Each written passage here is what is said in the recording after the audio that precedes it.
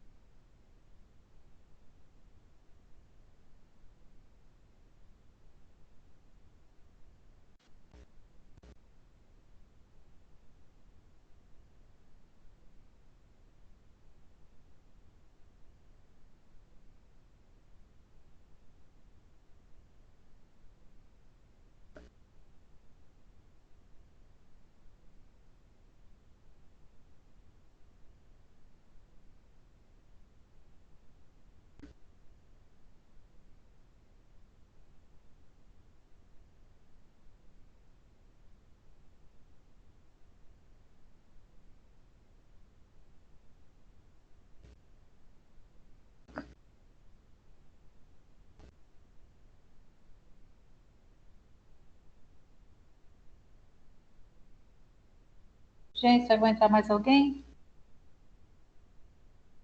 Acho que eu vou só fazendo já uns apanhados aqui com vocês. Ok, são 7h05, não é isso?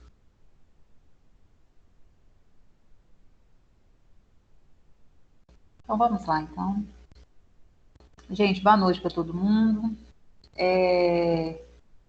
O pessoal que chegou depois aí, né, avisem os alunos no grupo que eu já lancei as notas, lancei a pontuação tanto da parcial quanto da oficial de vocês, tá bom?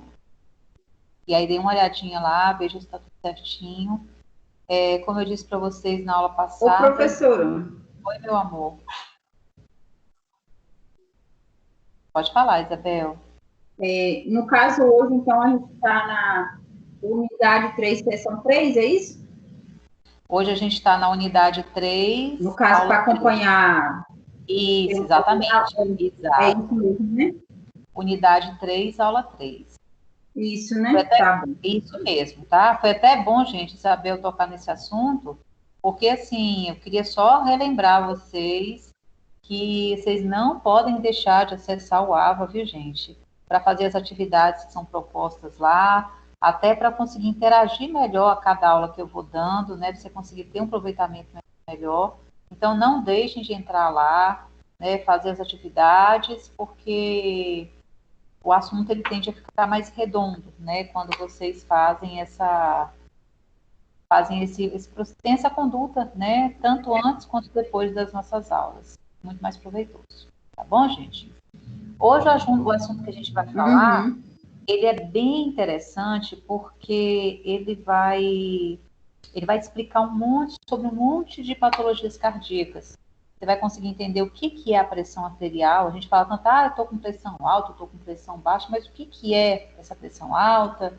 Né? A gente vai entender o que é um sopro, a gente vai entender o que é uma arritmia cardíaca, né? Então, assim, tá bem interessante a aula de hoje. E na última aula, nós falamos um pouco a respeito do que vai fazer, inclusive, você entender esse conteúdo de hoje, que foi sobre a grande circulação e a pequena circulação, né? A gente viu que na grande circulação é aquela circulação onde o sangue sai do átrio esquerdo, vai para o ventrículo esquerdo, vai em direção ao corpo, deixa o oxigênio para o corpo, recebe do corpo o gás carbônico, e esse sangue agora que está sujo, ele vai em direção ao lado direito do coração. Então, esse ciclo que vai coração, corpo, coração, nós damos o nome de grande circulação, ou circulação sistêmica, é a mesma coisa, tá? E o que seria a pequena circulação, ou circulação pulmonar? É aquela que vai do coração, do lado direito, óbvio, para o pulmão e volta para o coração. Então, se você vai lá pensar em coração, pulmão, coração, você tem que pensar que o sangue está cheio de gás carbônico, então está do lado direito do coração. Saiu do átrio direito, foi para o ventrículo direito, desceu pela artéria pulmonar, foi lá no pulmão, deixou gás carbônico, recebeu oxigênio e agora ele retorna para o coração, só que do lado esquerdo, agora que ele está oxigenado.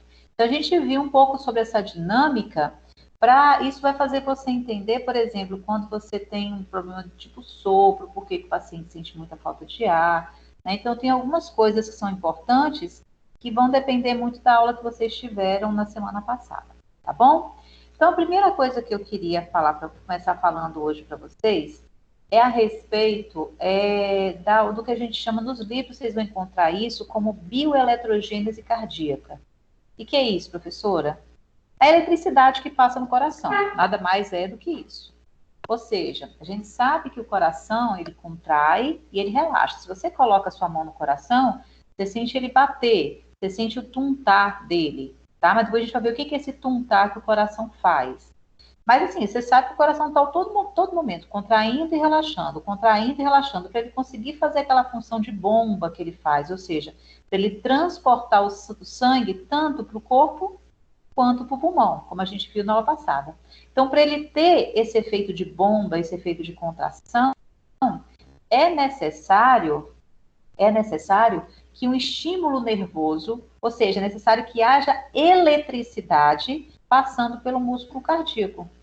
Nós estudamos, quando a gente falou sobre o sistema nervoso, toda vez que você tem um músculo e você quer que aquele músculo contraia, você tem que fazer com que o neurônio estimule aquele músculo para que ele consiga contrair. Ou seja, você pegou a eletricidade do neurônio e passou para o músculo, por isso que ele contraiu.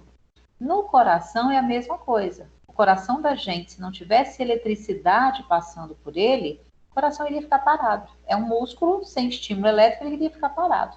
Então, o que a gente vai estudar hoje é o que é esse estímulo. O que move esse estímulo? De onde que ele vem? Tá? Então, assim, eu queria começar primeiro falando a seguinte situação que eu acho que eu já conversei com vocês quando a gente estava em sala de aula ainda.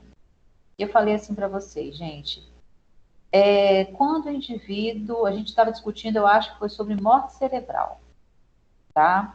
O indivíduo, quando ele tem morte cerebral, a gente viu que o sistema nervoso dele, né, a parte do encéfalo todo, ele morreu. O sistema nervoso morreu para o espaço. Tem uma faixa de tecido ali funcionando, se tiver, é incompatível à vida.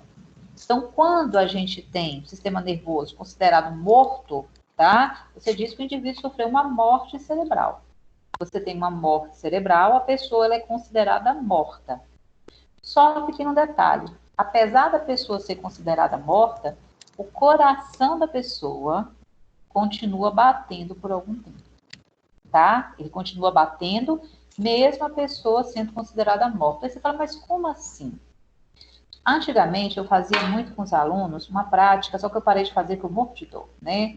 Onde a gente pegava um sapo e a gente ia provocando várias lesões, né? Lógico, um sapo anestesiado, mas ia provocando várias lesões nesse sapo e ia testando uma série de coisas, reflexo, algumas coisas que eu falava em sala de aula. E chegava um momento, né, em que a gente abria o tórax, pegava o coraçãozinho, né, do bichinho e ficava aqui na minha mão, tá? Então, às vezes o coração, quando ele saía do animal, ele saía parado, e outras vezes ele saía ainda batendo. E às vezes, quando ele saía parado, eu tocava num cantinho do coração e ele continuava a bater. Aí você fala, ué, o coração tá batendo, o sapo tá do lado de cá. Aí eu te pergunto, coração batendo, pode dizer que o sapo tá vivo? O sapo não tá vivo, o sapo tá morto. Houve uma lesão grande no sistema nervoso central dele, tá?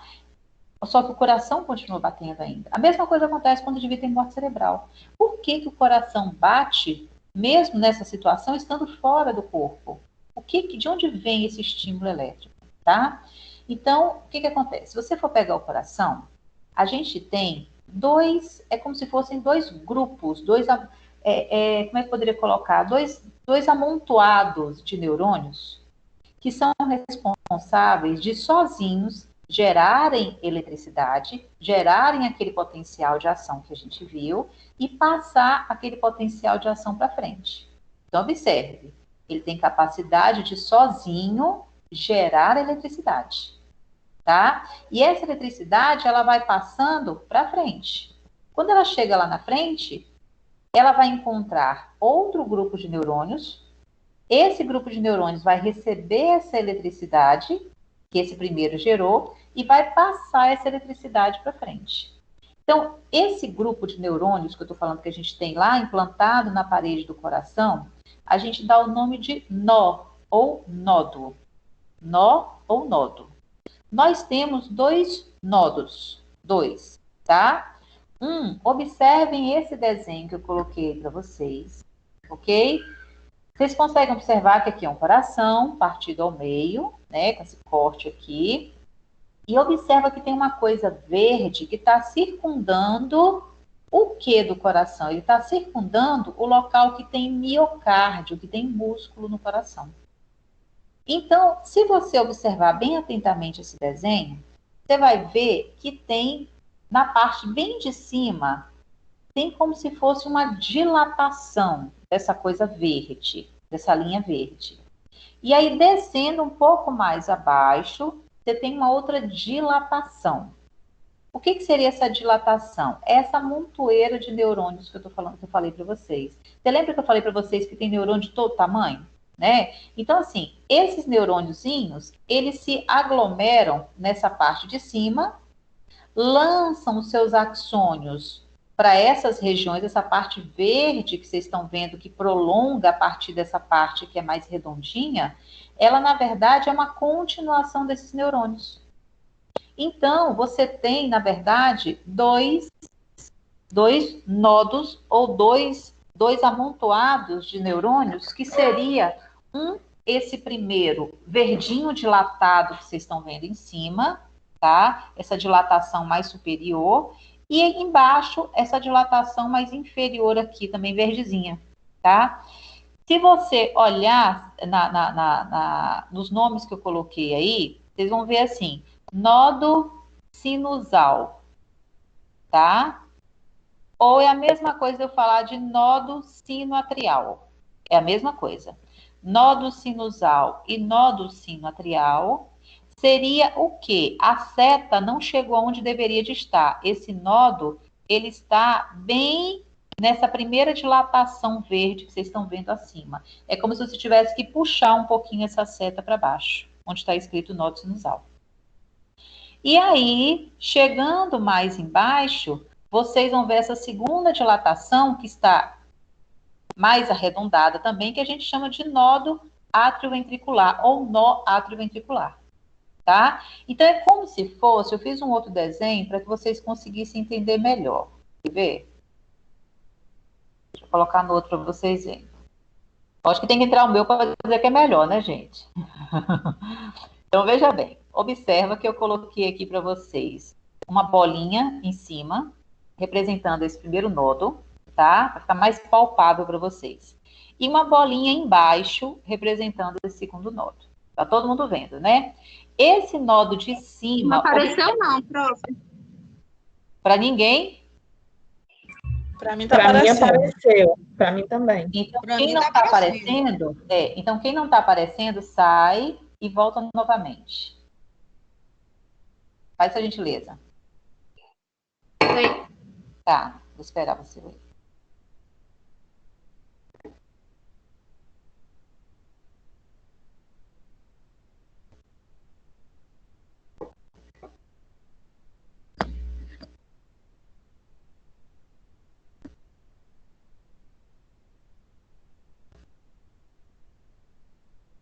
Apareceu agora. Beleza, tá. Então, vejam bem. Esse nodo, onde está escrito SA, observa que é aquele primeiro nodo, que eu estou falando, aquele grupo de neurônios, e observa que ele lança 4 pernas para baixo, esse desenho que eu fiz. Uma perna vai para o lado esquerdo do coração, uma perna vai para o lado direito do coração, e 2 pernas se conectam com outro nodo que está lá embaixo. O que seriam essas pernas? Gente, imagina que você tivesse, por exemplo, pegasse aqui na minha mão um fio desencapado, tá? E aí eu vou pegar esse fio desencapado e vou encostar na minha pele, no meu músculo, por exemplo. O que vai acontecer na hora que esse fio desencapado encosta no meu músculo? Quem poderia falar? Peguei o fio desencapado, ele dá um choque. O que o músculo vai fazer quando ele recebe esse choque? Vai contrair. Vai reagir. Vai reagir, vai contrair, concorda? Então, você imagina que eu tenho aqui, ó. É como se essa bolinha de cima fosse um gerador. Está gerando energia. E essa energia vai passar por esses 4 fios desencapados. Espera aí um pouquinho. Vai passar por esses 4 fios desencapados. Na hora que passa pelo que está indo para o lado esquerdo, ele vai dar um choque, ele vai dar uma eletricidade. Para qual parte do coração, gente? Quem lembra da aula passada? O fio que está indo para o lado esquerdo, na parte de cima do coração, vai dar um choque em que parte do coração? Vamos ver se vocês estão lembrados. Ventrículo esquerdo. Ó, a parte de cima. A parte de cima. A parte de cima. Átrio esquerdo. O que está na parte de cima? Átrio esquerdo, exatamente. Não é isso? E essa pontinha que está indo para o lado direito na parte de cima, vai dar um choque em quem? Átrio direito. Átrio direito. Conseguiram visualizar isso, gente? Então, observa que tem uma perna que está indo para o átrio esquerdo, tem uma perna que está indo para o átrio direito. E tem mais 2 pernas que estão pegando o choque de cima e passando para o choque de baixo. Aquele outro gerador que está embaixo, dizendo que o gerador, bora moço, bora acordar e vamos trabalhar. Por sua vez, esse outro de baixo, ele vai lançar, vamos colocar aqui.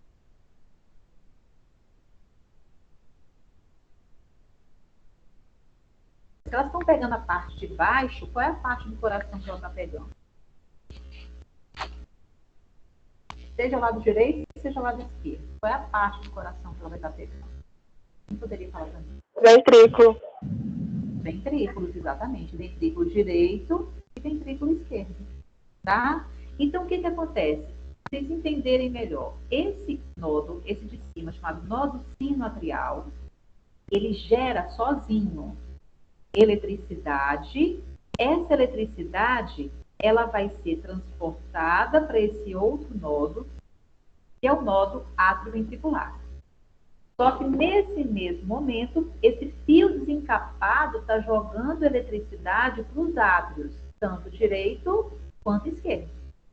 Então, quando ele vai gerando essa eletricidade, que ela passa pelos átrios, o que vai acontecer com o átrio da gente? Ele vai contrair. Essa contração atrial, essa contração do átrio, nós damos o nome de sístole atrial. Então, sístole significa o quê? Contração. Diástole significa o quê? Relaxamento. Então, o coração da gente contrai, é a sístole. O coração da gente relaxa, é a diástole.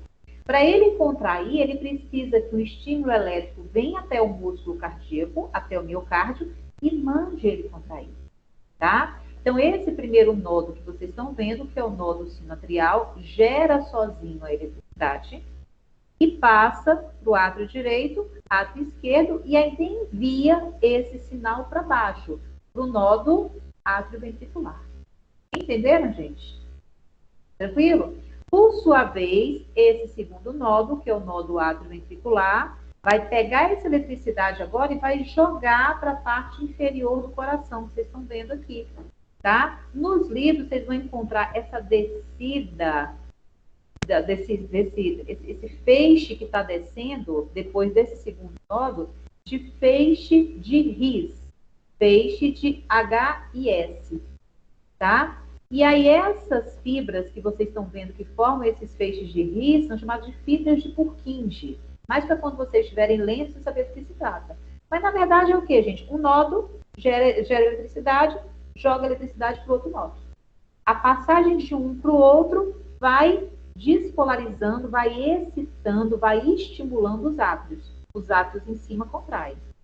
Agora que o estímulo chegou embaixo, ele vai ser agora distribuído para a parte de baixo do coração, ou seja, para os ventrículos. Então, o que vai acontecer? Quando ele vai passando para a parte de baixo, os ventrículos agora eles começam a contrair. Contrair. Ok, gente? Aí eu pergunto para vocês, se esses nodos resolvem parar, esse nodo aqui, tá? Principalmente o primeiro lá de cima, olha aqui o desenho que eu falei para vocês. Ó, observa que de um lado vai para o átrio esquerdo, átrio direito, desculpa, vai para o átrio esquerdo, para o outro lado, átrio direito. E também tem dois no meio descendo para o segundo nodo. Encontrou esse segundo nodo, desce pelo feixe de His, tá? Para esses neurônios, eles são os feixes de His, e finalzinho aqui, ó, formato de fibra, chamado de fibra de Purkinje. É a continuação do neurônio.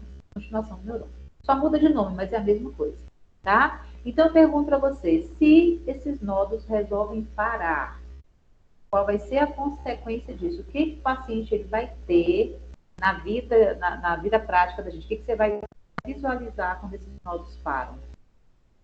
Você diz que o paciente sofreu o quê? Uma parada cardiorrespiratória?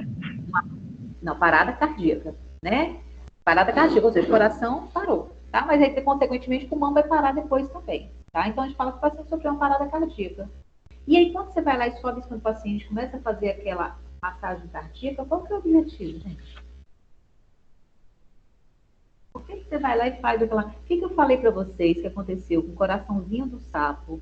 Quando eu fui lá e trisquei na parte superior do coração dele. O que aconteceu com o coração que estava parado? Voltou a fazer o quê? Bater. Enquanto ainda tinha energia no coração do sapo ainda estava ali, ó, contraindo. Ele foi parar de contrair alguns minutos depois, porque acabou a reserva de energia que existia dentro dessa musculatura do coração do sapo. Tá? Então, se o coração do ser humano ele para, por que você faz a massagem cardíaca? Para quê? Hein? Para que você vai lá em cima e começa... Quando você pega o reanimar. Vai lá reanimar esses nodos, gente. É como se você colocasse um nodo para pegar no tranco. É fazer a mesma coisa que eu falei para vocês que eu fiz com o coração do sapo. Entendeu? Parou. Você foi lá e tocou nos primeiros minutos, você tocou no local. O que você consegue fazer, por exemplo, de um transplante numa pessoa? Porque você imagina, a pessoa está lá morta, você pegou o coração daquela pessoa, tá? O coração está ali. Você parou o coração por um tempo, aí você foi lá, levou para outra pessoa, reconectou todos aqueles tubos, né? As artérias, as veias e tal, reconectou tudo. Beleza, tá na hora de voltar a funcionar. Você vai estimular quem, gente? Para ver se ele volta a gerar eletricidade no coração. Quem que você estimula? Como é que você faz para estimular esse coração, gente? Qual é a estrutura que você tem que estimular para o coração voltar a bater? Hein? Qual a estrutura, gente, que você tem que fazer estimular de novo? Os nodos. Não é ele que gera eletricidade e passa a eletricidade para frente? O coração está lá parado, você está operando o coração. Você quer que aquele coração volte a bater? Você tem que reanimar, você tem que reestimular esses nodos.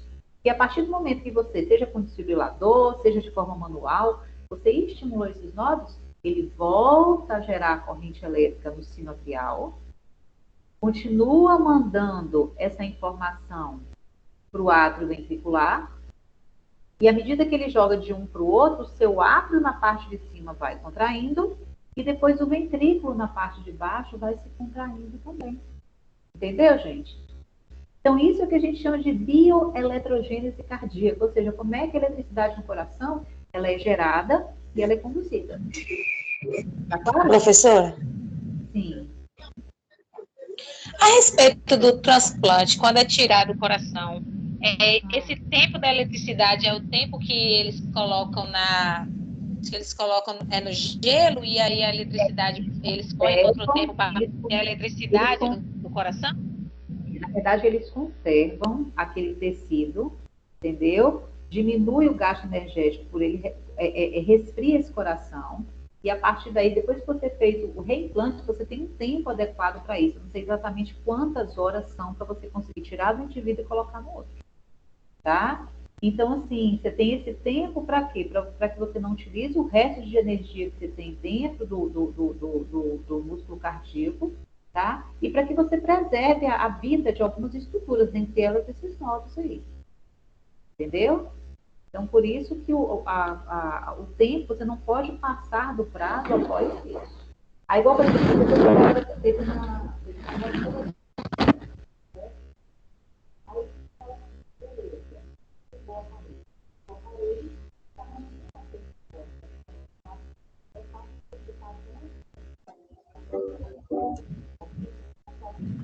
Professora, eu tô falando, a voz está longe.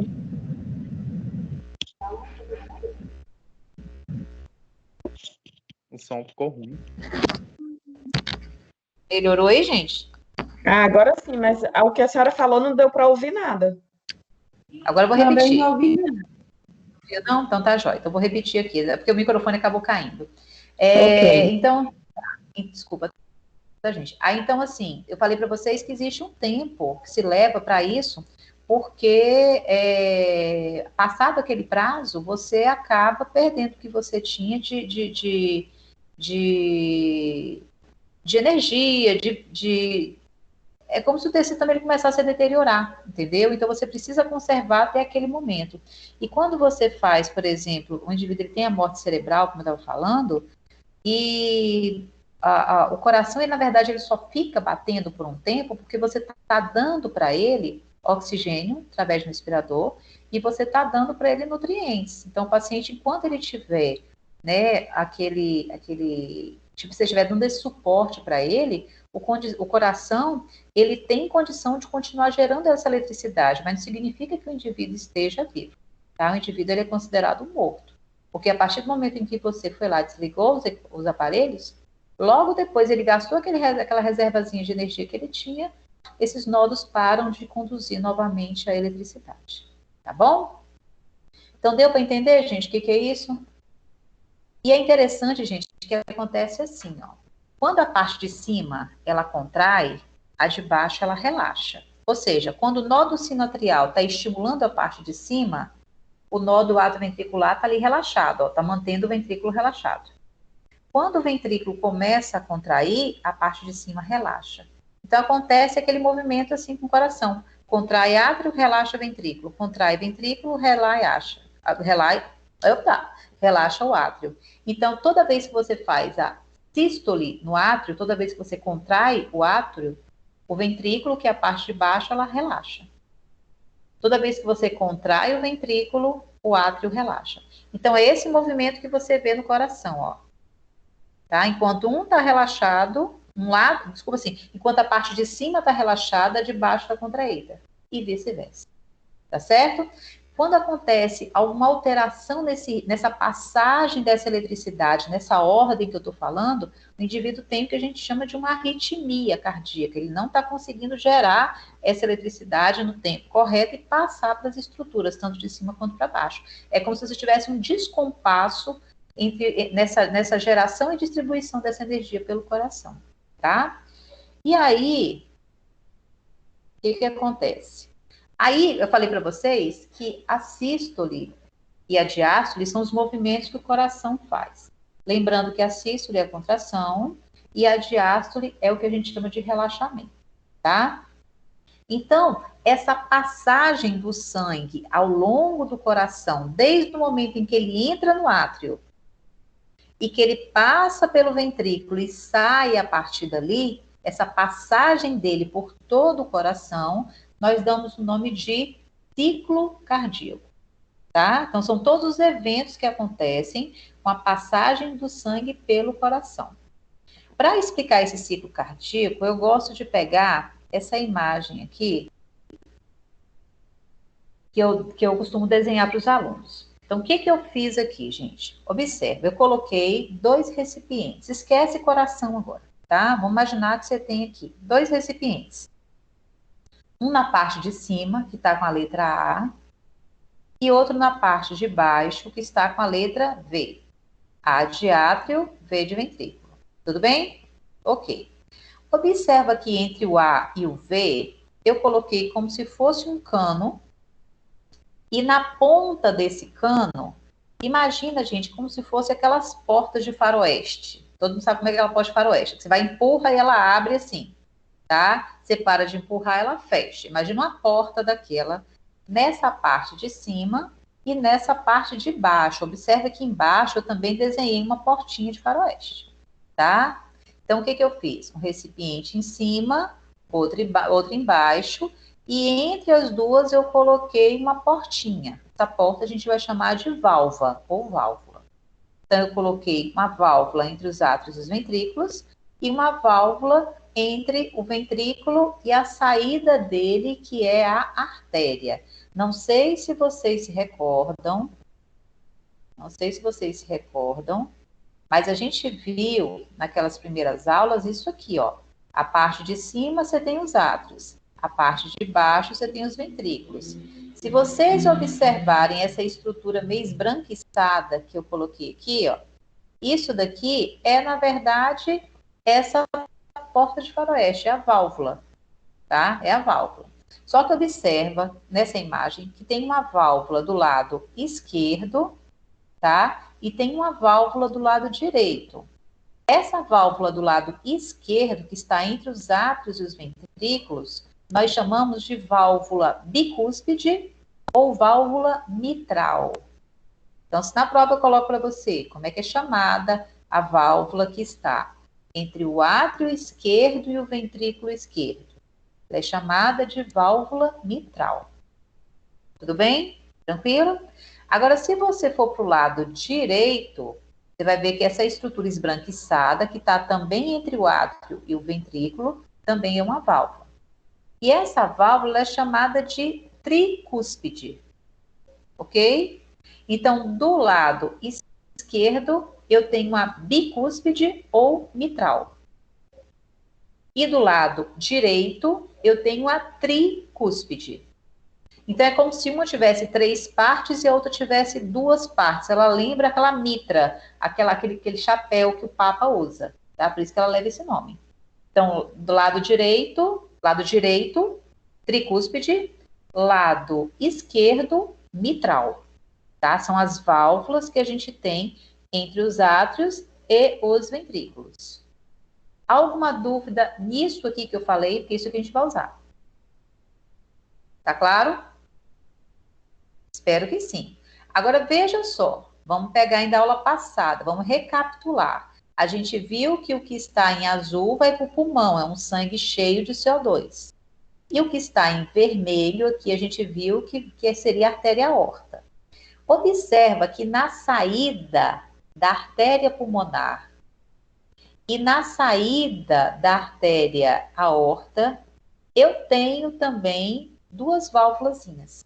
eu tenho uma válvula do lado esquerdo e uma válvula do lado direito. Ou seja, eu tenho uma válvula na saída da aorta e eu tenho uma válvula na saída da artéria pulmonar. Essas válvulas, elas lembram uma meia-lua. A forma dela parece uma meia-lua, uma lua cortada no meio.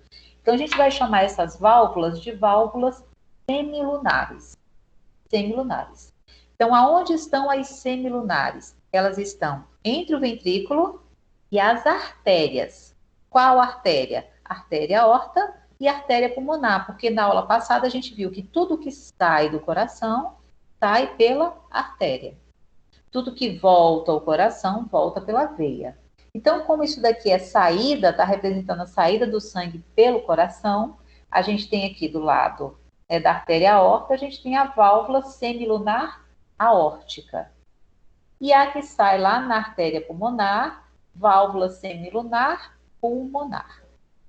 Tá claro, gente? Então, para todo mundo pegar, entre os átrios e os ventrículos, a gente tem duas válvulas.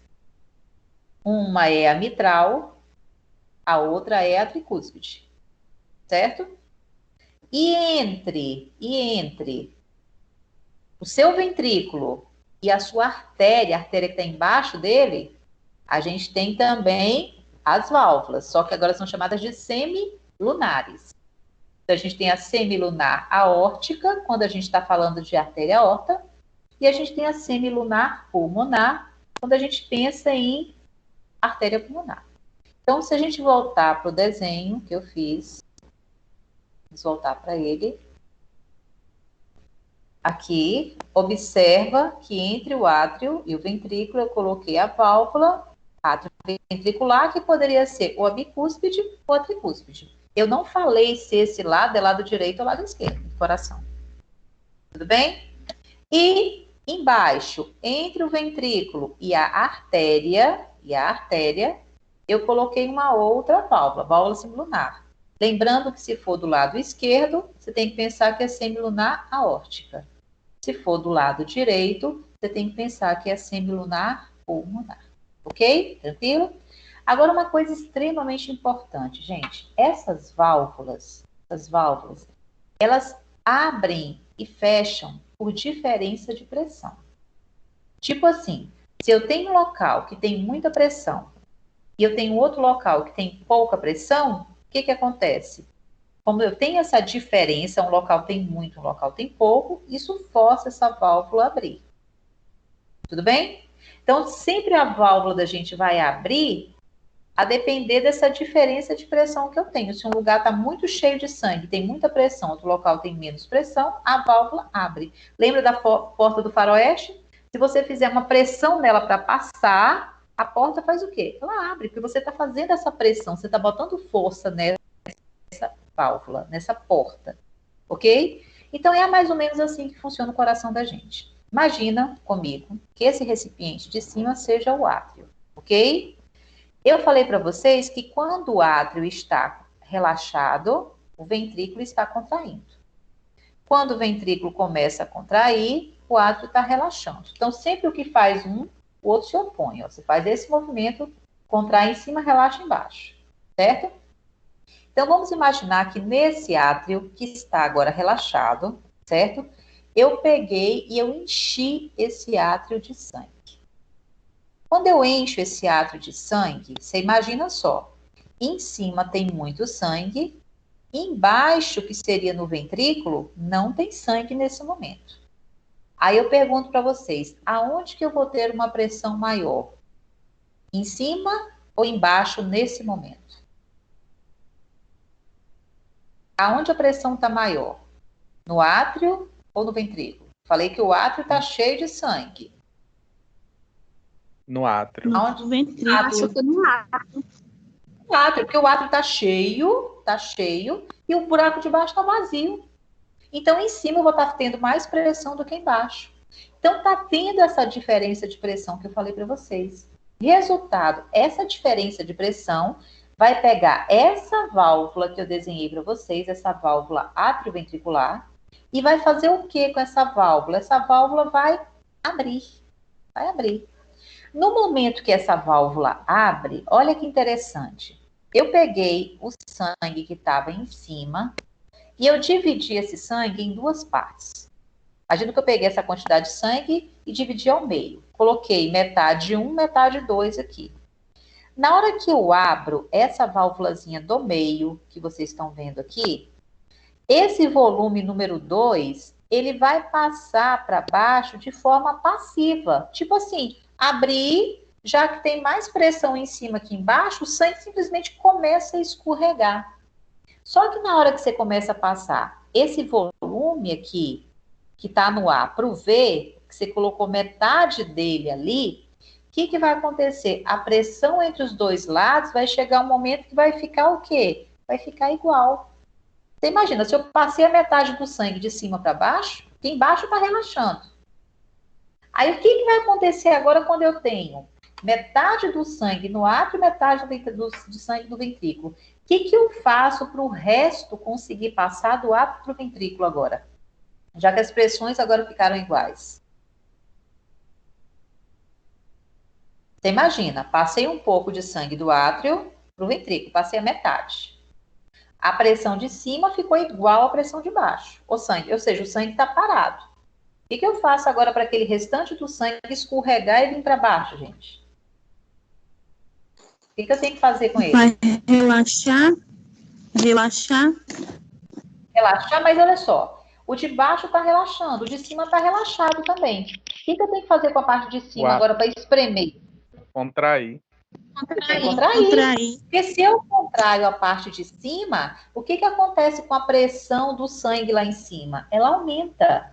Então, já que ela aumenta, ela continua mantendo essa porta aberta e ela vai espremer para que o restante do sangue ele passe do átrio e venha para o ventrículo. Ou seja, esse segundo terço do sangue, ele está passando de forma ativa lá para baixo, porque eu exprimi, porque eu gerei sístole atrial. Aí, já emendando com o que eu falei anteriormente, quem foi que mandou esse átrio contrair? Quem foi que mandou esse átrio espremer, contrair? Qual foi a estrutura que foi nele e falou assim, bora trabalhar? Os lados. Exatamente. O nodo de cima, que mandou o estímulo para o átrio e falou, tá na hora de você contrair. O fio desencapado passou por ele. Então, ele vai, sístole atrial. Enquanto isso, o seu ventrículo lá embaixo está super cheio de sangue, está lá mais ou menos com 110 ml de sangue, lá bonitinho, cheio de sangue. E a parte de cima contraída, tá? Só que tem um detalhe. Aí, beleza, a gente viu que o que fez abrir essa válvula de cima foi a diferença de pressão. Na hora que você espremeu, que o sangue saiu de cima e foi para baixo, aonde a pressão ficou maior agora? Em cima ou embaixo? Depois que eu esvaziei toda a parte de cima. Então, olha só, vou voltar a falar. A parte de cima estava cheia de sangue, certo? Acompanhe no desenho. Essa parte de cima estava cheia de sangue, o sangue desceu todo e foi para baixo. Agora, aonde que está com mais pressão nesse momento? No átrio ou no ventrículo? No ventrículo. No ventrículo, porque ele está cheio de sangue agora. Só que tem um detalhe, como o ventrículo agora está cheio de sangue, o que o sangue vai tentar fazer? O que ele vai tentar fazer? Ele vai querer ficar aqui ou ele vai querer voltar para cima que tem menos pressão? O que você acha? Tem uma porta aberta ali. Tem uma porta aberta. Acho que vai querer voltar. Ele vai querer voltar, porque em cima está vazio, embaixo está cheio de sangue, ou seja, no átrio ficou vazio, que você espremeu o sangue todo para baixo. E agora que o ventrículo está cheio de sangue, o que esse sangue vai querer fazer com aquela porta aberta? Epa, vou querer voltar para lá. Só que aí o que vai acontecer com essa válvula agora? Essa válvula vai de cima, ela vai fechar. Na hora que ela fecha, olha o que acontece. O sangue vai, tentar voltar, só que ele vai bater na porta que está fechando. Então, você vai escutar esse fechamento dessa válvula de cima, juntamente com o sangue tentando voltar e batendo nessa válvula, você vai escutar um barulho, um tum. É o que a gente chama de primeira bulha cardíaca. É o primeiro barulho que o coração da gente faz. Quando você pega um estetoscópio, coloca no coração de alguém, você não escuta tum-tá, tum-tá, tum-tá. Antes, a gente achava que esse tum era a força da contração. Mas, na verdade, esse tum, esse barulho que é feito, é o quê, gente? Essa válvula de cima fechando e o sangue tentando retornar para o compartimento anterior, só que, ó, batendo na válvula que está fechando. Então, você escuta um tum, o tá, a gente vai ver onde que está ainda. Então, o tum, a primeira bulha, o primeiro barulho cardíaco, ele se dá devido ao fechamento de quem, gente? O tum, a primeira bulha cardíaca, o tum, a primeira batida que o coração dá, ela é em função do fechamento de quem? Válvula atrioventricular. Das válvulas atrioventriculares, exatamente. Tá? E aí, o que acontece? Vamos imaginar que essa válvula, essa porta do faroeste, ela está com defeito. Certo? Está com defeito. Em vez dela fechar, ela não está fechando direito. Se ela não fecha direito, gente, olha que merda que vai dar. O sangue de cima vai passar todo para baixo. Beleza, passou. Só que agora, como ela não está fechando direito, na hora que o sangue quiser voltar, você vai escutar um tum ou você vai escutar um sum. O que é esse sum? Esse sum é parte do sangue tentando e conseguindo voltar para o compartimento anterior. Qual compartimento anterior seria esse? O átrio. Então, ela tem que sair do átrio, tem que vir para o ventrículo, do ventrículo ela vai ter que seguir o seu caminho para frente. Só que se essa válvula não está fechando direito, essa atrioventricular, o sangue ele vai acabar retornando. Ele vai regurgitar para o compartimento de cima. Então, em vez de você escutar aquele barulho seco do fechamento com o sangue batendo, você escuta aquele barulho do sangue subindo, do sangue escapulindo para o compartimento anterior, tá? Então, isso é o que a gente chama de sopro cardíaco. Só que esse sopro, quando você escuta, em vez do tum, tá, você escuta um sum, significa que o problema está em qual válvula? Em vez de um tum, você escutou um sum. A primeira é na atrioventricular. Então, se você escuta um barulho na primeira bulha cardíaca, no tum do coração, significa que o sopro, o problema, a válvula atrioventricular, ela está com problema. Em vez de fechar, ela não está fechando direito. Ela não está fechando direito. E aí eu pergunto para você uma coisa. Vamos imaginar que esse desenho que eu fiz para vocês aqui seja do seu lado esquerdo do coração. Seja do lado esquerdo. Então, olha o que a gente está vendo. O sangue, acompanha o desenho. Acompanha o desenho. O sangue está saindo do átrio, está vindo para o ventrículo. Só que a gente está vendo neste desenho aqui agora que o sangue do ventrículo, em vez de descer por esse caninho de baixo, uma parte dele está voltando para o átrio. Estão vendo que o sangue está voltando para o átrio? Se o sangue está voltando para o átrio, e a gente está vendo que isso daqui é do lado esquerdo, de onde que está vindo esse sangue do lado esquerdo? Ele está vindo de onde antes de chegar no átrio? É lado esquerdo. Lado esquerdo é cheio de oxigênio. Quem está mandando esse sangue cheio de oxigênio para esse lado esquerdo do coração, gente? Pulmão. O pulmão, certo? Então, você imagina, esse sangue está vindo lá do pulmão, está descendo para o átrio, do átrio está vindo para o ventrículo, do ventrículo teria que ir para frente. E a gente está vendo agora que esse sangue está voltando. Se ele está voltando, ele vai voltar para quem também? Voltou do ventrículo para o átrio. Do átrio, ele vai voltar do átrio para onde, gente? Para onde, gente? Pro pulmão. Pro pulmão. Ou seja, esse sangue vai começar a regurgitar, ele vai fazer o sentido contrário, é como se ele estivesse voltando para o pulmão. Agora, você imagina um sangue que está tentando sair do pulmão, ir para o coração e não está conseguindo. Não está conseguindo, está dando vazão. que vai acontecer com esses vasos sanguíneos que estão no pulmão? Vão começar a ficar congestionados de sangue. Resultado, o que vai acontecer com essa pessoa que tem essa valvulopatia, gente? Ela vai sentir muita, muita, muita falta de ar. Por quê? Porque o sangue, na hora que ele acumula lá no pulmão, que ele não consegue passar para frente, aquela água do sangue, aquele plasma, ele vai sair e a pessoa ela vai ter a mesma sensação, gente, de estar morrendo afogada no seco. Ela está no seco, mas ela vai estar sentindo uma falta de ar, como se você estivesse pegando a cabeça dela e enfiando dentro da água. Por quê? Porque aquele tanto de sangue que está no pulmão dela, parte do pulmão, ele extravasa na forma de água e não deixa você conseguir respirar naquela região, tá? Então, qual é um dos grandes sintomas que a gente observa no paciente quando ele tem uma valvulopatia? Ele, principalmente do lado esquerdo, problema na válvula do lado esquerdo.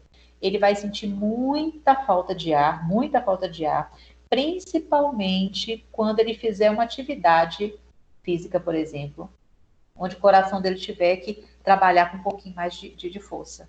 Ou seja, ele estaria recebendo mais sangue do pulmão.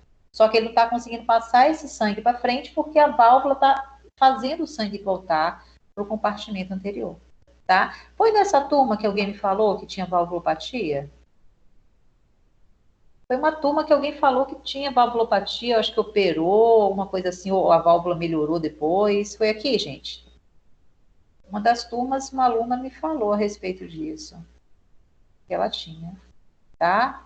Então, essa valvulopatia, gente, quando ela comete o TUM, a primeira bolha cardíaca, significa que você está tendo problema nas válvulas atrioventriculares, seja a mitral, seja a tricúspide. Tá claro, gente? Fala, meu bem. Quando esse sangue volta lá para o pulmão, o que fala que é embolia pulmonar? Não, isso é o edema pulmonar. Êmbolo é quando alguma coisa desprende, por exemplo, um coágulo desprendeu de uma artéria lá e foi parar no pulmão. Ela impediu, ela bloqueou a passagem de sangue para o pulmão. Então, aquele êmbolo que foi parar no pulmão, chama de embolia pulmonar. Isso aqui é um edema pulmonar, ou seja, é como se o pulmão ficasse encharcado de água.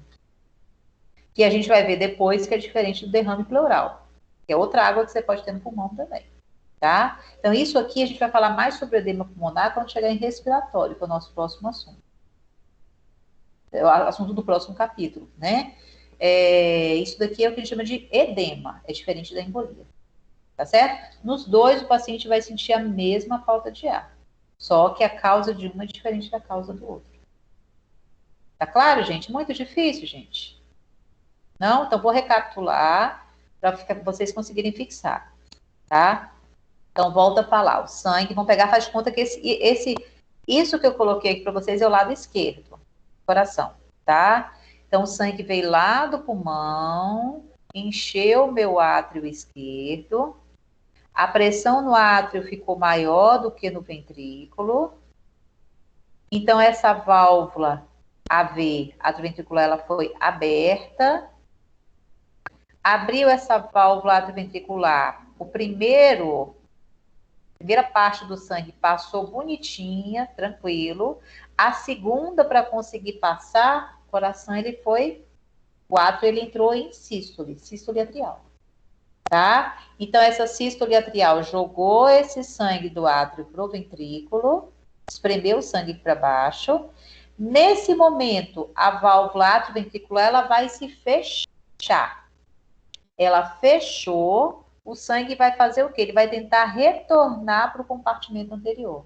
Ao tentar retornar, ele vai bater na válvula que está se fechando, tá? Então, a gente escuta o que a gente chama de primeira bulha cardíaca, ou primeiro barulho cardíaco. Na prova eu coloco para vocês de quem é a responsabilidade da primeira bulha cardíaca. Vai dizer, a primeira responsabilidade da primeira bulha cardíaca é pelo fechamento das válvulas atrioventriculares. Tudo bem? Se ela está com problema, não fecha direito, o paciente, em vez de escutar uma batida, ele escuta um sopro. É o sangue regurgitando, o sangue voltando. Tá claro, gente? Quem não entendeu? Estou confiando em vocês. Tá? Então, vamos para o próximo agora. Agora, você imagina... Fala-me bem. No caso, o sopro cardíaco é só esse barulho do sangue voltando para o átrio, e a valvulopatia é o não fechamento da válvula atrioventricular? Olha só, o sopro é um sinal de que a pessoa tem a valvulopatia. O que é valvulopatia? Problema na válvula. Como é que você sabe que a pessoa tem um problema na válvula? Você escuta naquela válvula o sopro. Entendeu? Entendi. Entendeu? Beleza. Tá? Professora, Agora, esse sopro tem alguma coisa a ver quando a pessoa fala, fulano tem sopro no coração? Tem alguma coisa a ver? É esse sopro. É esse sopro. Quando você vai falar que fulano tem sopro no coração, significa ou que a válvula mitral dele tem problema, ou que a válvula tricúspide dele tem problema, ou que a válvula de baixo, que a gente vai ver agora, tem problema. Uma das 4 válvulas tem problema, tá? A que a gente viu até agora, aqui pronto, vou até pegar esse desenho aqui, ó. É essa aqui, ó, a portinha de faroeste aí. Vocês estão vendo a portinha de faroeste? Ó, uma do lado direito, outra do lado esquerdo, ó. Ó, a válvulazinha ela tem que fechar. Não tá fechando direito, você escuta um sopro. Você imagina, você tem esse buraco de cima, o sangue jogando esse sangue de cima para baixo. Se essa estrutura que vocês estão vendo entre os dois, ela não fecha, o sangue volta com o batimento anterior. Entendeu, gente? E aí, para fechar, professora? Para fechar, uma das coisas que você faz é uma cirurgia. Antigamente, essa válvula era substituída pela válvula do porco. Você tem uma ideia? Tá? Hoje existem outras técnicas, mas quando você pega uma pessoa que tem uma valvulopatia grave, você fala. Você faz uma cirurgia, entendeu? Para reparar esse dano da válvula, ou fazer a substituição dessa válvula. Pode falar. Bem, professora, mas tipo assim, depois que faz esse procedimento aí, essa substituição, parou na substituição, Isabel, não escutei mais nada. Também não. Não tá chegando aqui não, Isabel. Tá falhando aqui também. Pode Tipo falar. assim, eu tenho uma amiga que ela tem sopro no coração. Aí ela foi para o Vitória, fez um tratamento, né? Depois o médico disse que ela estava bem já, que não precisava mais nada, que ela já não tinha mais o sopro no coração. É por causa dessa cirurgia, então? Olha só, tem situações, por exemplo, você quer ver, vamos você entender melhor. O que pode fazer uma pessoa ter sopro? O que pode fazer? Por exemplo, se durante a embriogênese, né, aquela evolução lá, que o coração foi formado... Tá falhando, não estou te ouvindo. Tá todo mundo sem me ouvir? Não, eu tô ouvindo. Tá ouvindo? Então tá. Deve ser o seu aí, gatona.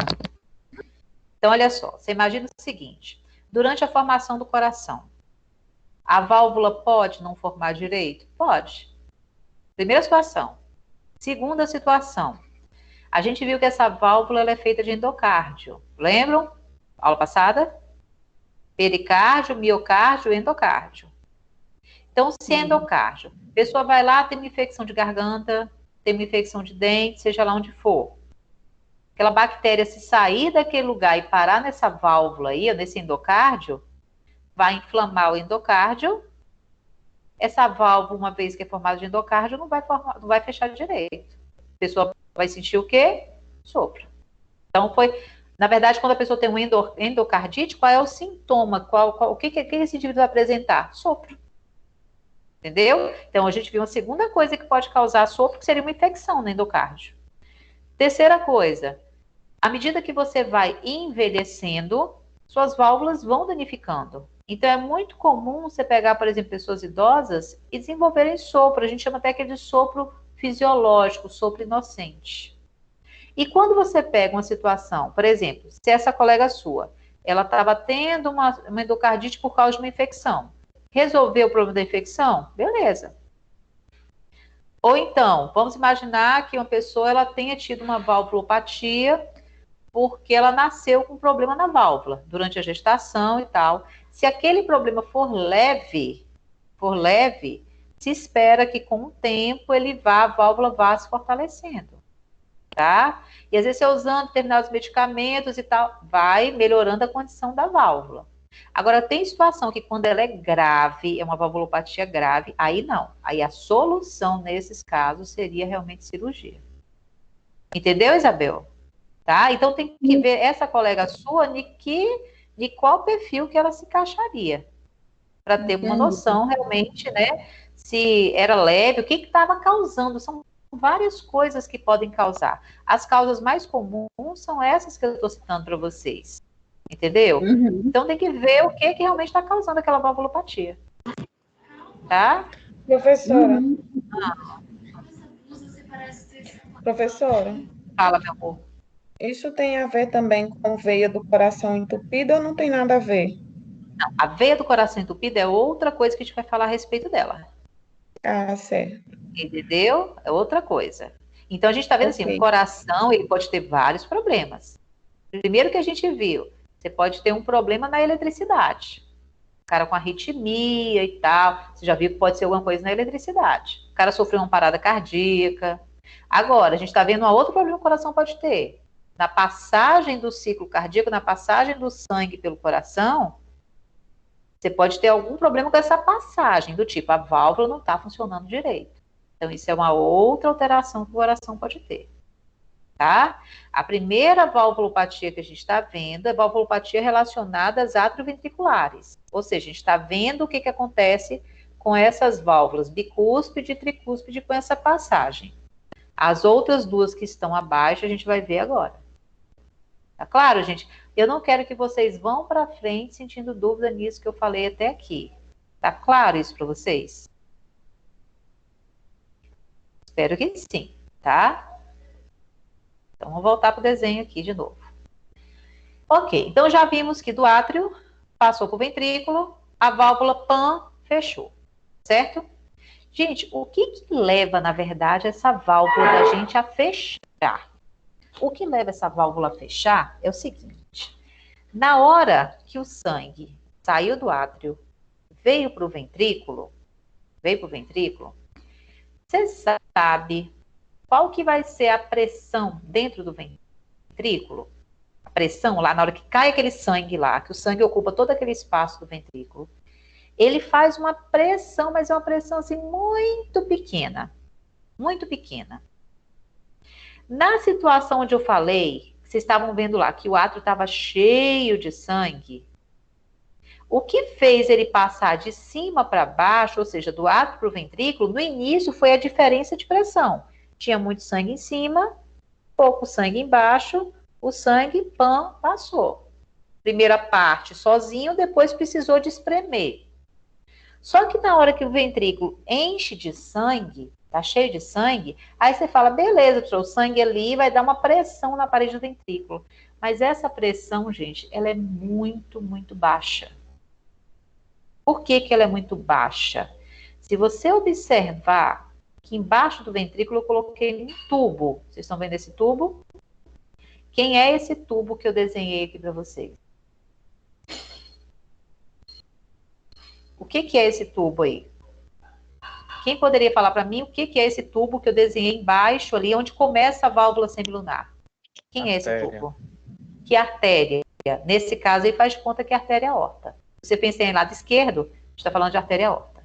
Então tem essa artéria aqui, e a artéria, vamos supor, a aorta, e se eu for medir a pressão do sangue na artéria aorta, naquele momento, a pressão ali dá mais ou menos uns 80 milímetros de mercúrio. 80.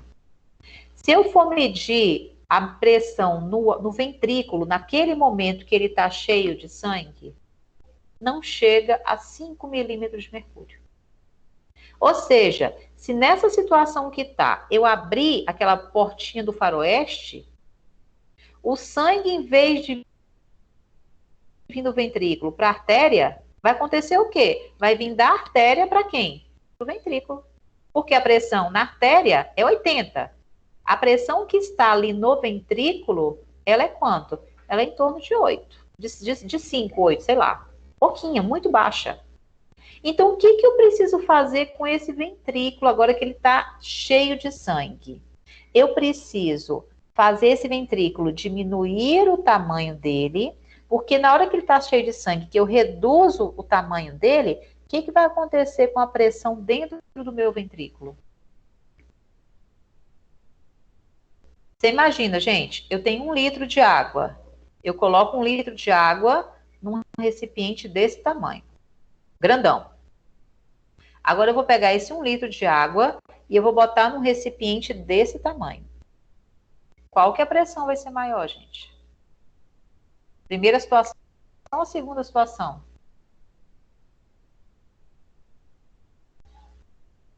Deixa eu pegar só uma água aqui que minha garganta falhou, gente. Peraí, rapidinho. A segunda situação.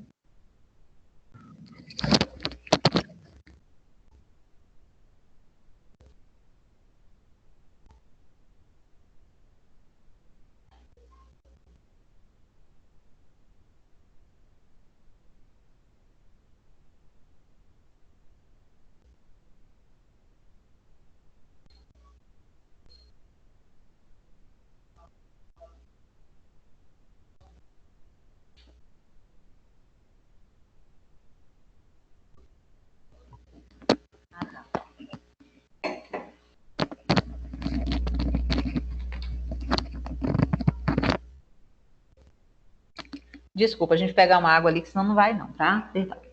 Então, olha só, vou voltar a fazer a mesma pergunta. Vocês estão me ouvindo? Então? Sim. Tá, né? Então tá. Então, olha só. Vou voltar na mesma pergunta. Eu tenho ali um ventrículo, tá? Que ele estava grande.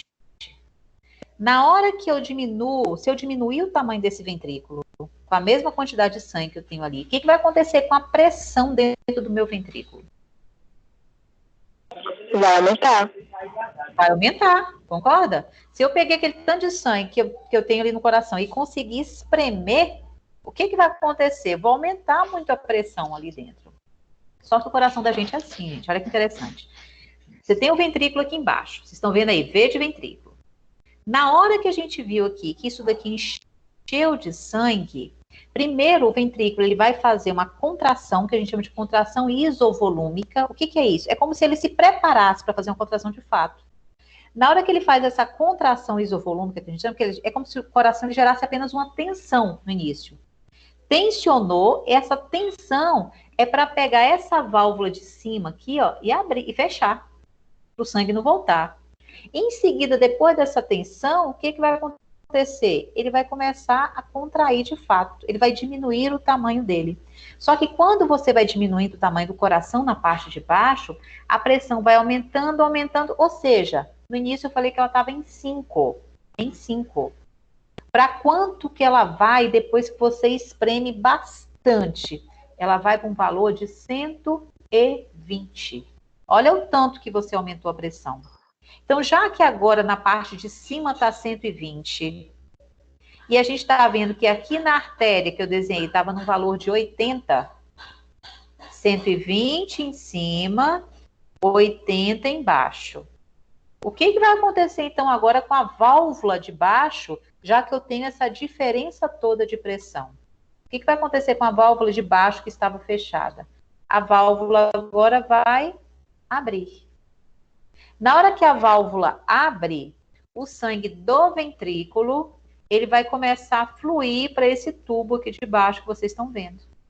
Então, aqui embaixo, vai deixar de ter uma pressão de 80 e vai agora passar a ter uma pressão de 120. Porque eu joguei essa pressão de 120 de cima para baixo. Então, já que aqui agora embaixo eu tenho 120 de pressão, para esse sangue não querer voltar de volta para o ventrículo, que eu vou ter que fazer com essa válvulazinha que vocês estão vendo chamada de válvula semilunar? O que eu tenho que fazer com ela? Hã? O que eu tenho que fazer com essa válvula semilunar agora para o sangue não voltar para o ventrículo? Fechar ela, professora? Não fechar sei. Ela. Eu tenho que fechar, sim. Se eu não fechar, o sangue vai voltar para o compartimento anterior. Então, o que acontece? Na hora que você fecha essa válvula aqui, a semilunar, o sangue que está lá na artéria, ele vai tentar voltar para o compartimento anterior, vai tentar voltar para o ventrículo. E na hora que ele tenta voltar para o ventrículo, ó, pá, a mesma coisa. Ô, gente, só um minutinho, que negócio em casa. Peraí, rapidinho, só meu marido tá batendo trem aqui, peraí.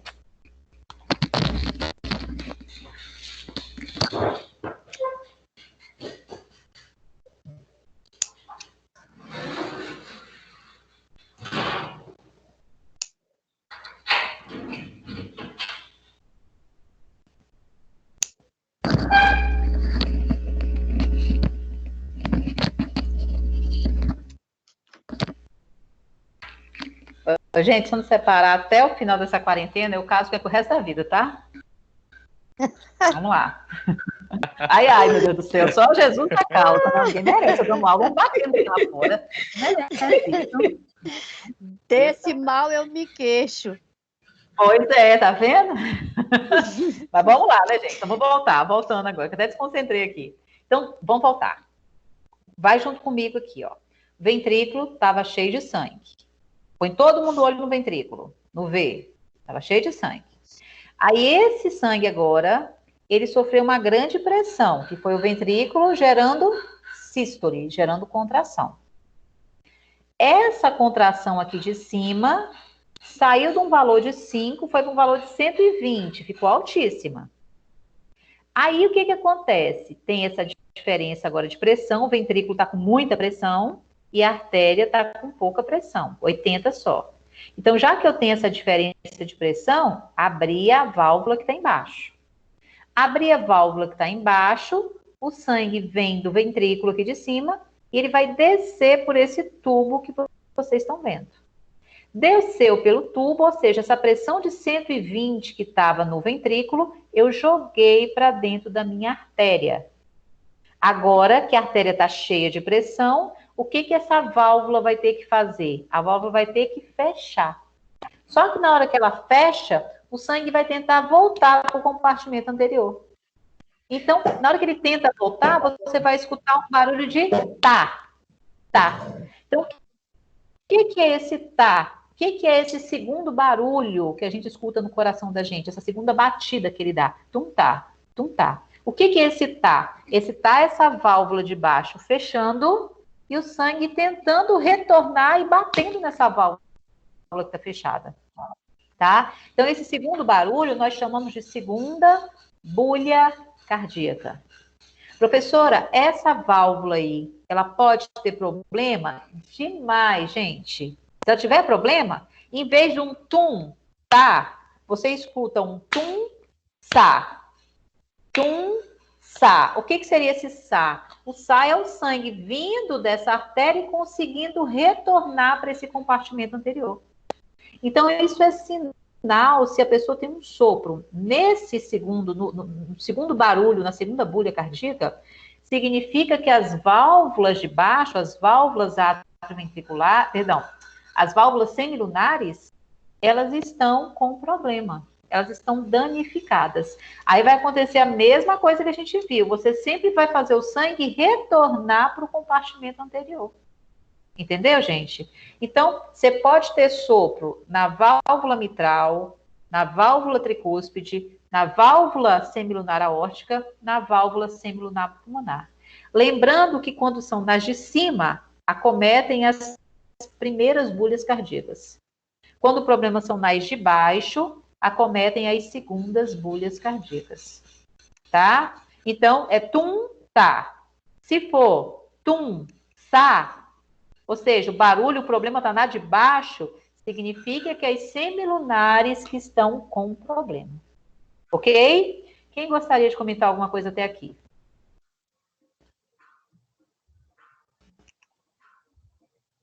Todo mundo entendeu? Mais ou menos. Quem fala? Dejanira, por que você atrasou para entrar na minha aula hoje, bonita? Tô de olho, viu? Oh, Ai, ai. problemas, problemas. Essa quarentena só traz problema, professora. Pois é, minha filha. Tô vendo. Você vai ter que entender até como é que eu cheguei até aqui, Dejanira. Tu vai ter que pegar o iniciozinho, na hora que eu publicar ela, você tem que pegar o iniciozinho para você conseguir pegar todo o esquema, tá? Verdade. Mas deixa eu fazer um resumão para vocês agora, para todo mundo conseguir se atualizar, tá? Vamos lá, acompanha comigo. Vamos pegar o desenho que eu fiz. Todo mundo com o olho na letra A. Átrio. Átrio encheu de sangue. Professora? Pode falar. Posso fazer uma pergunta assim, fora um pouco do assunto? Sim, pode, lógico. Se eu puder responder. Quando a pessoa tem, tipo assim, duas pressão arterial em cada braço, pode ser o quê? Qual pode ser o problema? Eu vou falar da pressão já. Aí você me faz essa pergunta de novo. Tá bom. Tá certo? Daqui a pouquinho, Wellington, porque assim, a gente está indo na válvula para poder a gente chegar agora na pressão. Você entendeu o que é pressão 12/8? Aí você vai entender o que acontece às vezes nessa diferença de um lado e outro do coração, do corpo. Tá bom? Aguenta um pouquinho aí que eu vou responder ela já. Tá certo? Tá? Então vamos lá, gente. Acompanha comigo. Todo mundo com o olho no átrio. Átrio encheu de sangue. Certo? O sangue passou do átrio, desceu, foi para o ventrículo. Na hora que desceu por quê? Porque o átrio entrou em sístole. Ele contraiu, jogou o sangue para baixo para o ventrículo. Tá claro? Ok. O sangue desceu para o ventrículo, a válvula, ela fechou. Por que a válvula está fechando? Porque agora a parte de baixo, ela começa a gerar tensão. Gerou tensão, fez aquela contração, que é como se fosse a preparação para contrair, a válvula fechou. Na hora que a válvula fechou, o sangue tenta voltar, não consegue porque bateu na válvula que está fechada. Então, esse fechamento, com essa tentativa do sangue voltar, a gente escuta um barulho. É o tum do nosso coração. Primeira bulha cardíaca. Ok? Em seguida, o ventrículo agora que está cheio de sangue, aqui embaixo está cheio de sangue, vai terminar essa contração dele, reduzindo o tamanho dele. Reduziu o tamanho dele, espremeu, gerou uma pressão violenta dentro do ventrículo, de mais ou menos 120. Esse sangue, agora que está com essa pressão toda, vai forçar a abertura dessa válvula de baixo. A válvula de baixo abriu, o sangue saiu do ventrículo e veio para a artéria.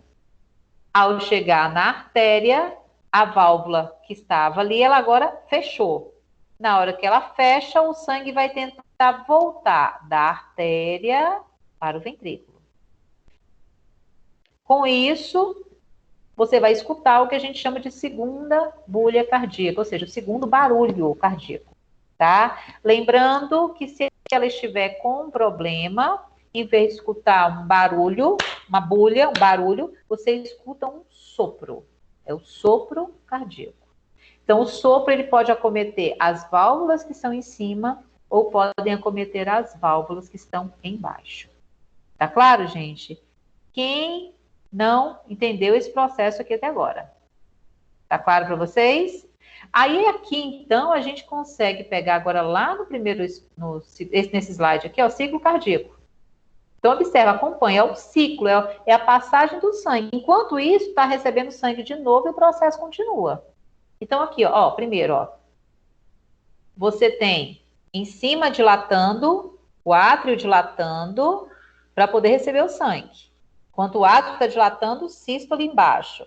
Aí depois você vai começar a fazer a sístole de cima, vai contrair de cima e o sangue vai sendo jogado para a parte de baixo. Estão vendo aqui no desenho? Aí depois, o que vai acontecer? A válvula vai fechar, o sangue vai tentar retornar. Então agora ele vai entrar em sístole mesmo, sístole ventricular. E aí depois ele vai conseguir abrir a válvula e jogar esse sangue para a artéria que está ali na frente, que é a artéria aorta ou artéria pulmonar, tá? E aí o ciclo continua novamente, tá? Enche o átrio de sangue, passa para o ventrículo, do ventrículo joga lá na artéria, tá? Passa do átrio para o ventrículo. Então, ele só consegue fazer essa passagem se ele estiver conseguindo realizar esse movimento de sístole, que é a contração, e de diástole, que é o relaxamento. Tá claro, gente? Tranquilo? Tá? E aí, o que acontece? Isso aqui que eu quero mostrar para vocês agora é bem importante. Não, tô na de cá de novo ainda. Na de cá. Qual é o valor? Vamos lá viajar comigo aqui agora. Qual é o valor que eu falei com vocês que estaria aqui na artéria aorta, por exemplo, quando o sangue ainda não passou para ela? Quando ele está lá no ventrículo. Qual é a pressão que eu falei que estava ali no início do processo? Quem poderia falar para mim? 120? Não, 120 é depois que ele é jogado. Acho que foi 5 ou 0,5, alguma coisa Não, assim. 5 é lá no ventrículo. Estou falando lá na artéria aorta. Lá na artéria aorta. Você imagina, não passou... Hã? 80. 80. Lembra que eu falei? 80. Olha que interessante, gente. O que significa esses 80? Quando o coração da gente está lá enchendo de sangue, etc e tal, ainda tem sangue na artéria da gente. Tem sangue na artéria. Por que aquele sangue que está ali na artéria, ele não vaza todo? Gente, isso que eu vou explicar para vocês agora é muito importante para a vida de vocês, né? Quando você ouvir falar de pressão máxima, pressão mínima. Então, vamos entender essa dinâmica aqui. Estou sem um tubo aqui. Mas vocês conseguem ver minha caneta? Eu sei que tem gente que vê e tem gente que não vê, tá? Mas eu acho que grande parte de vocês consegue visualizar. Imagina, quem não conseguir visualizar, mentaliza uma caneta na sua frente, tá? Essa caneta, você imagina que eu vou fazer uma gambiarra nessa caneta. Eu vou colocar, no final dessa caneta, imagina que ela seja um tubo por onde passa a água. Eu vou emendar 5 pequenos tubos numa parte dessa caneta, na parte no final dela. Coloquei 5 tubinhos, certo? Aí eu vou encher essa parte aqui da caneta de água, a água vai passar pela caneta e vai vazar pelos 5 tubinhos, certo? Esses tubinhos aqui, eles, na verdade, que vão garantir que eu vou ter água ou não ao longo desse tubo. Vamos imaginar, por exemplo, que eu venho aqui e coloque alguns pregadores de roupa, tá? Nesses tubinhos que eu coloquei depois da caneta.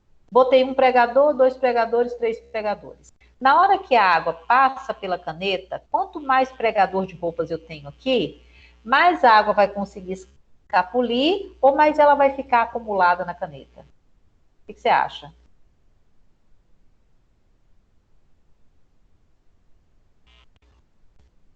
Eu acho que vocês não entenderam o que eu falei. Vai ficar acumulado.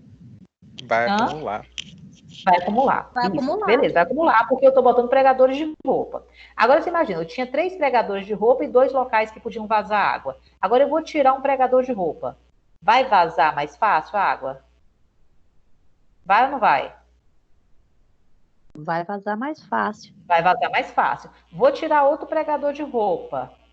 Vai vazar mais rápido? Mais fácil? Mais fácil. Mais fácil. O que vai acontecer quando essa água vai vazando? A água que continua aqui está fazendo muita pressão ou pouca pressão? A água que continua na minha caneta. Na hora que a água vai vazando, ela vai fazendo pouca pressão, tá? Quando você vê lá, o indivíduo tem assim, pressão 12 por 8, tá? O que é esse 12 e o que é esse 8? Gente, pressão arterial, pressão na artéria. Você imagina o que está acontecendo com essa artéria aorta sua aí? Uma hora a pressão dela é de 80, uma hora é a pressão de 120. Uma hora é 80, uma hora é 120. Uma hora é 80, outra hora é 120. Se eu cortar aquele zero do final, dá o que, gente? Dá 8. E dá o que outro? 12. Não é verdade? Dá 12. 12, 8. 12 ou 120 por 80, mesma coisa. O que é isso? A pressão que a gente mede na saída da artéria, na artéria aorta, quando o coração da gente está contraindo e quando o coração da gente está relaxando. Observa que na hora que o ventrículo está contraindo, qual é a pressão que eu jogo para a artéria? 120. Quando ele está relaxando, o sangue ele vai fluindo, por isso aí vai fluindo, só que eu tenho uns vasinhos lá na frente, que é como se fossem uns vasos que tivesse pregador de roupas, que eles ficam mais contraídos. Então, se esses vasos estão muito contraídos, o sangue ele não passa, esses 80 não consegue chegar aqui, fica em 90, fica em 100. Aí, na hora do ventrículo contrair, tem que fazer mais força ainda. Ou seja, gente, quando você vê uma pressão lá 12 por 8, os 12 significa o quê? O quanto que os vasos da gente lá na frente estão apertados ou frouxos para aquele sangue fluir. E quando você vê aqueles 120 ou aqueles 12 lá, significa o quê? O que aquilo reflete? O quanto de força que o seu coração está tendo que fazer para jogar o sangue para aquele lugar. Entendeu? Então, o coração joga o sangue na artéria com a pressão de 120. O sangue vai fluindo, fluindo, fluindo, cai para 80. Aí joga de novo 120. Aí o sangue vai fluindo, fluindo, fluindo, fluindo, cai para 80. Então, quanto mais apertado os vasos lá na frente estão, menos esse sangue vai fluir. Então, a mínima, que a gente chama de pressão mínima, ela reflete o quanto que os vasos do corpo da gente estão contraídos. Então, por exemplo, você tem uma pessoa que está com pressão, vamos colocar ali, 12 por 9. Qual delas está mais alta? Melhor, qual delas está fora do parâmetro? 12 por 9. O 9. A artéria. Tá, o 9. Artéria, exatamente. Significa que aquelas artérias pequenininhas, por onde o sangue vaza, elas estão o quê? Elas estão mais apertadas. Entendeu?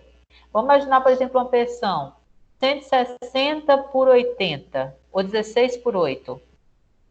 Será que o problema está no vaso ou será que o problema está na força do coração? Na força do coração. Força do coração.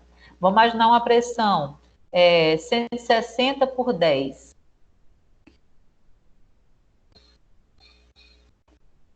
O problema está onde? Eu acho que é lá no coração. 160, coração. 160. E o 10 está legal? Não está bem, não. Também não. O 10 está refletindo o quê? O 10 está refletindo os vasos. Os vasos. Significa que os vasos da pessoa estão muito o quê? Muito apertados. Então, quando a pessoa tem uma pressão alta, principalmente que a mínima está alta, essa segunda está alta, qual é a medicação que normalmente a gente dá para esse paciente, gente? Qual é o remédio que normalmente, qual é o tipo de medicação que você dá? Você não dá, olha só, você não dá um vasodilatador? Por que você dá um vasodilatador?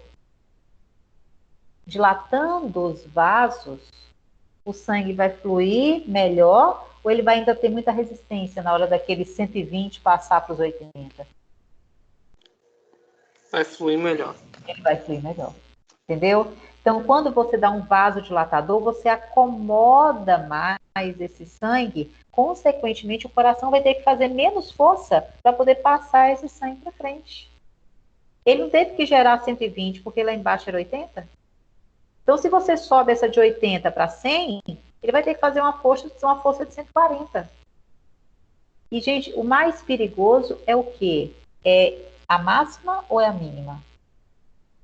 É o 120 ou é o 80? Ou melhor, é o 16 ou é o 10? Qual que você acha que é mais perigoso? Acho que o 16. Eu acho que é o 16, não, professor? Não. O que é mais perigoso é... Eu acho que é o 10.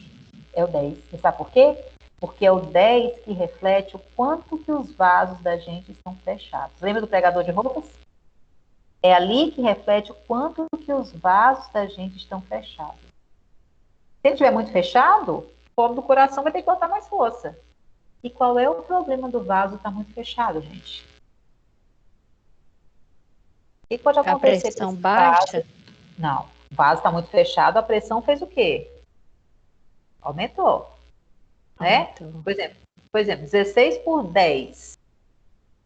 O mais perigoso é esse 10. Não é nem tanto 16. O 16 é perigoso, mas o 10 é mais preocupante. porque ele que está refletindo como estão os seus vasos. Está lá, 16 por 12. O 12 está dizendo que o vaso já está ali fechado demais. Entendeu? Então, o que pode acontecer com esse vaso, gente? Na hora que ele recebe aquela pressão muito grande, o que pode acontecer com ele? Romper. Qual o perigo da gente ter uma pressão muito alta, gente? O que faz? O que o paciente pode ter? Pode sofrer um AVC. Exatamente.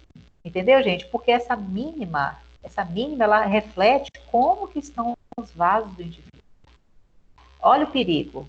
E aí a gente está vendo aqui agora que se você abre o vaso, o sangue flui melhor, seu ventrículo não vai precisar de fazer aquela força.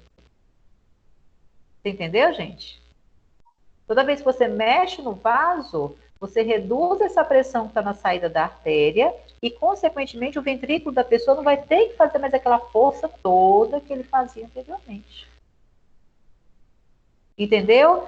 Aí o colega falou o seguinte, o Elton virou e falou nesse instante, professora, por que às vezes a gente mede o braço, a pressão de um braço, dá um valor, e mede a pressão no outro braço, pode dar uma diferença. Gente, o coração está aqui, ó, lado esquerdo, mais voltado para o lado esquerdo. Na hora que o sangue sai, à medida que ele vai andando para frente, dentro da artéria, ele vai perdendo pressão. Aqui a pressão é uma, aqui já é de menor, aqui já é menor, aqui já é menor. Ou seja, o sangue locomove por diferença de pressão. Então, se o coração da gente está aqui, se eu medir, por exemplo, a pressão do lado de cá, ela não está mais perto do coração? Do local da saída do coração? Então, não é mais fácil o lado de cá está um pouco mais alta do que para o lado de cá, que já andou mais, perdeu pressão dentro do vaso. Então, por isso que em algumas situações, quando você mede, pode dar pequenas alterações, justamente por causa dessa distância da proximidade do coração. Quanto mais distante, menos a pressão ali, tá? Porque, por exemplo, quando uma pessoa está com pressão muito alta, um dos locais que pode estourar o vaso é na cabeça. Por quê? A proximidade. Entendeu? Tem locais que refletem, que recebem direto essa carga. Quando o coração vai lá e joga aquele sangue com força, quanto mais próximo o local, se tiver vaso pequeno, mais fácil aquilo tentar de romper. Né? Então, assim, você pode ter problemas, principalmente quando a região ela for mais próxima do coração. Respondi, o Elton? Oi, meu amor. Sim. Agora, eu já fiquei sabendo que AVC, ele é hereditário. Isso é realmente verdade? O AVC pode ser hereditário. Eu conheço muitos casos de pacientes que não tinham histórico na família e sofreram AVC. Né? Ele pode ser causado por pressão alta, pode ser causado por exemplo, a pessoa tem a formação do placa de gordura, placa de ateroma, né? Tem alimentação inadequada e aquilo ajuda a formar trombo na pessoa. Então, assim, você pode ter AVC por vários motivos, né? A gente viu que tem um AVC hemorrágico, tem um isquêmico. Então, isso aí, naquelas aulas que a gente viu, a gente discutiu um pouquinho sobre o AVC. A questão hereditária, ela tem uma influência? Tem. Forte, sim, mas é a única? Não. Tá? Não é a única. Entendi. Fala, amor. Em relação a meu Deus, me fugiu a palavra agora.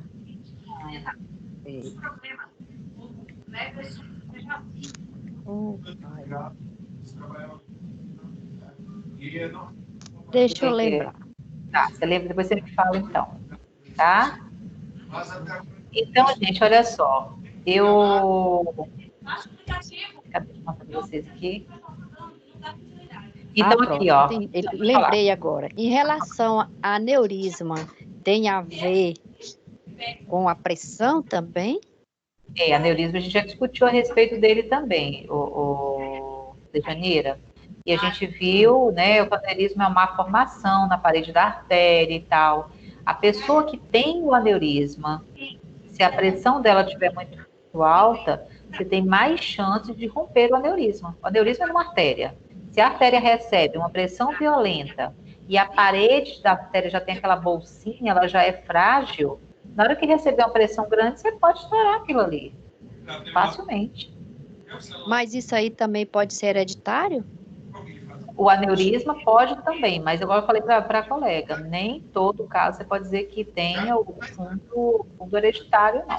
Tem situações de pessoas que eu conheço que já sofreram, né, aneurisma e não tem histórico familiar de, né, você tem uma porcentagem de casos que sim, você tem fator hereditário envolvido. É igual o câncer que a gente está vendo hoje, né? Tem gente que hoje em dia que adquire câncer e sabe que a genética é forte, mas tem muitos casos de pessoas que têm câncer que nunca tiveram caso de câncer na família. Existem outros fatores que contribuem. Mesma coisa para a questão do AVC, do aneurisma e por aí vai. É porque eu tenho 2 irmãs, uma deu aneurisma rápido, morreu muito rápido, e chegou até a ficar no hospital, mas o médico... De pressão alta?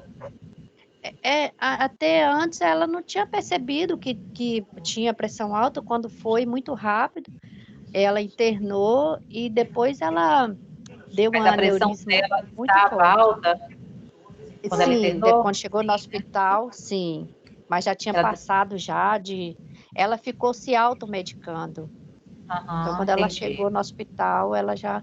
E tem a outra irmã minha que depois começou a dar, tipo, professora, tipo, epilepsia, ela dava dormindo.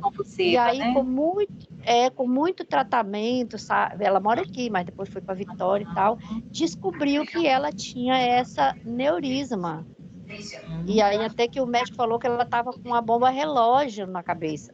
E ela fez a cirurgia agora. Ela pode romper a qualquer momento. Isso. Não chegou a romper, não. Não, ela fez a cirurgia e graças a Deus está bem. Está bem, né? Então, se você já está nesse caminho aí, minha filha, cuidar da pressão, olhar, né, fazer os exames aí para, né? Pra não ter problema nenhum, né? Tá bom? Mas até agora não tem problema. Graças a Deus. Só teve umas 2 vezes que teve, mas foi assim, agitação, problemas. Mas aí, sempre eu estou medindo, tá normal. Ótimo, beleza, então. Gente, olha só, o que acontece? Vocês lembram que na aula, algumas aulas atrás, acho que na primeira aula, a gente pegou só até o horário do intervalo, porque eu falei que a gente iria ter uma prática relativa ao sistema nervoso. A mesma coisa hoje. Isso que eu estou falando para vocês aqui, eu preciso dar uma prática para vocês disso. Então, assim, com relação ao conteúdo, a gente vai ficar com ele até agora, tá? E essa diferença, essa 1 hora, a gente vai ter ela como prática, segundo pede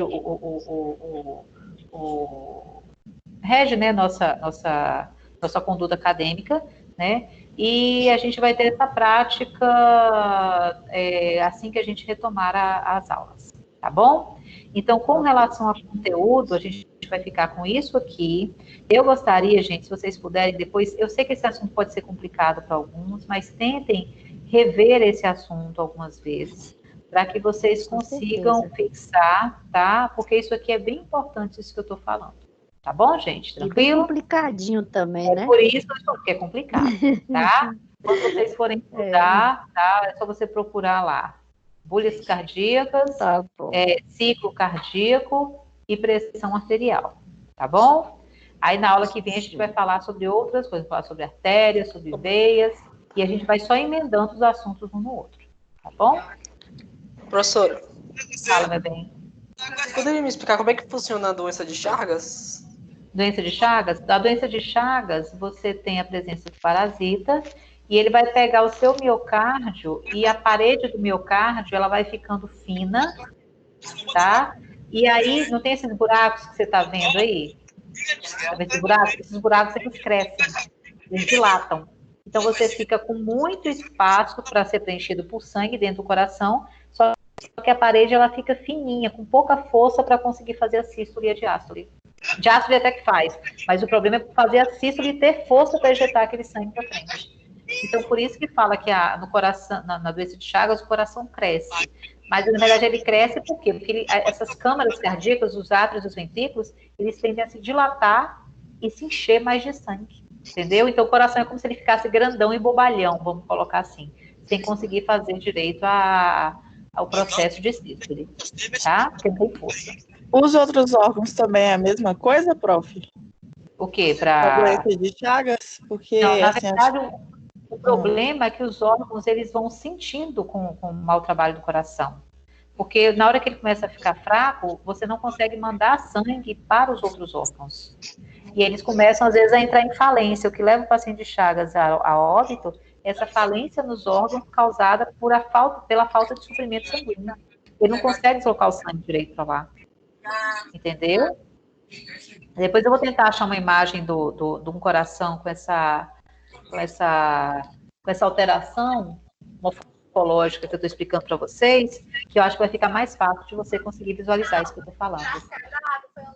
Eu conheci uma pessoa que tinha. Você conhece, né? É muito triste. Ela falava que conseguia sentir o coração nas costas. Ele realmente fica muito grande, mas ele fica um grande e fraco. Se ele ficasse grande e forte, mas ele fica grande e fraco. Esse é o problema dele. Entendeu? Tá bom, gente? Beleza? E aí a gente vai parando então por aqui hoje. E aí na semana que vem a gente vai dar continuidade ao nosso conteúdo de cardio. Tá bom, gente? Então a gente tem mais 2 aulas para poder fazer prática assim que a gente retornar. Uma de sistema nervoso e essa de cardio sobre válvulas cardíacas e essas estruturas anatômicas que eu quero levar vocês também lá para poder conhecer. Tá bom, gente? Beleza? Um abraço para todos vocês. Beleza. Na semana que vem. O pessoal que já chegou todo aí, já lancei as notas, tá, galera? Dá uma olhadinha lá, veja se está tudo ok. Tá bom? Se precisar de qualquer coisa, vocês me assumem no zap aí. Ok, tá bom? prof. Obrigada. Beleza. Grande, fiquem com Deus. Boa sorte para todos, tá? Tchau. Obrigada. Tchau. Tchau, boa noite. Boa noite. Neca, cadê o 10 reais da Neca? 10 reais da Neca. Por que de mi cama?